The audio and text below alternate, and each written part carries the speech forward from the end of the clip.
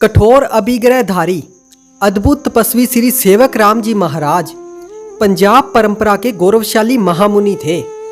उनके अभिग्रह चकित करने वाले हैं। ऐसे ज्योतिषी पुरुष के अभिग्रह जानकर अपनी आत्मा को आप ही पावन बनाएं। एक बार उन्होंने मन में संकल्प किया, यदि मुझे सांड गुड़ बहराएगा तो पार ना करूंगा, अन्यथा निराहारी रहूंगा। तपस्वी जी के संकल्प किए समय बीतने लगा, लेकिन उनका संकल्प पूरा नहीं हो रहा था। तपस्वी राज चिंतन करते हैं, अरे चेतन, भव भव में खाया है, भोजन की तृष्णा से उबरने का मुश्किल से हाथ में यह अवसर आया है। देह को तो एक दिन नष्ट होना ही है, पर इसके विनष्ट होने से पहले इससे जितना हो सके फायदा उठा लें। इस चिंतन से तपस्वी राज अभिग्रह पूर्णता के लिए कभी व्याकुल नहीं हुआ करते थे। निराहार भी वे सतत विहार करते रहे। ग्राम नगरों के श्रद्धालु तपस्वी राज को आहार ग्रहण करने की विनती करते, पर वे श्रावकों को प्रतिबोध देते और विहार कर जाते। सभी उनके विरल तप पर आश्चर्य व्यक्त करते थे।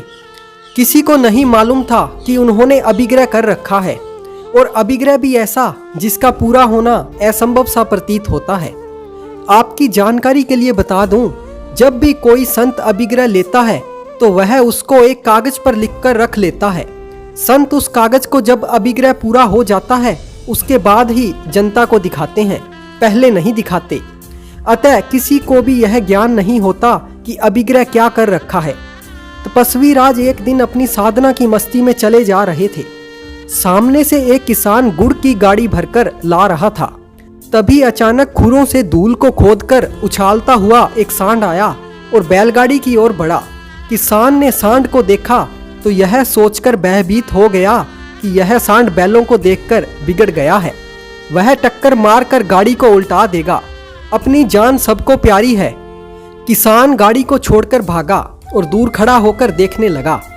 आश्चर्य है, घोर आश्चर्य है कि सांड ने बैलों को कुछ नहीं कहा। वह सीधा गाड़ी के पिछले भाग में गया और गुड़ की एक भेली अपने सींगों पर उठा ली। उसे लेकर वह तपस्वी जी के सामने सर झुकाकर खड़ा हो गया। दूर खड़े गाड़ी के किसान से तपस्वी राज ने अनुमति ली और अपने पात्रों को आगे कर दिया। सांड ने गुड़ की भेली पात्रों में छोड़ दी। तपस्वी राज श्री सेवक मुनि जी महाराज का कठोर संकल्प कुदरत के हाथों पूरा हो गया।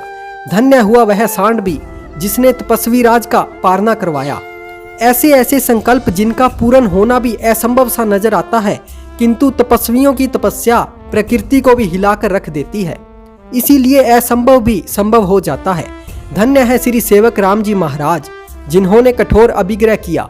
जिन शासन के ऐसे महान गुरु भगवंतों को हमारा कोटि कोटि नमन। जय जिन शासन, जय महावीर।